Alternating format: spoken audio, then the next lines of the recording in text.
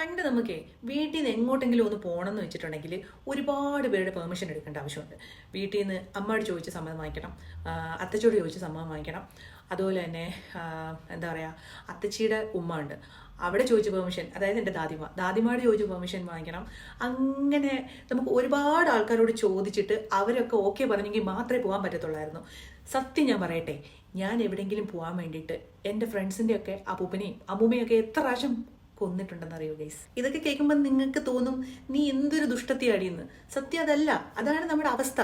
അതായത് നമ്മൾ എന്താ പറയുക, എവിടെയെങ്കിലും പോകണം എന്നുണ്ടെങ്കിൽ എന്തെങ്കിലും ഒന്ന് പറയണ്ടേ. അപ്പോൾ ഇതുപോലത്തെ സെൻറ്റി സംഭവങ്ങളൊക്കെ പറഞ്ഞു കഴിഞ്ഞാലേ നമുക്ക് വീട്ടിൽ നിന്ന് മുങ്ങാൻ പറ്റുള്ളൂ.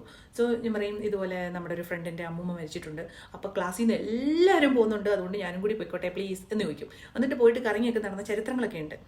അപ്പോൾ എന്താ പറയുക, ഇപ്പോഴത്തെ കുട്ടികൾ അങ്ങനെയൊന്നുമല്ല. അവരെന്താ പറയുക, വന്നിട്ട് അമ്മ എനിക്ക് ഫ്രണ്ടിൻ്റെ വീട്ടിൽ വരെ പോകണം. എന്തിനാ? വെറുതെ ഞാനൊന്ന് കളിക്കാൻ പോവാണേ പുറത്ത്. ഓക്കെ, പിന്നെ ഞാൻ സിനിമയ്ക്ക് പോവാണേ.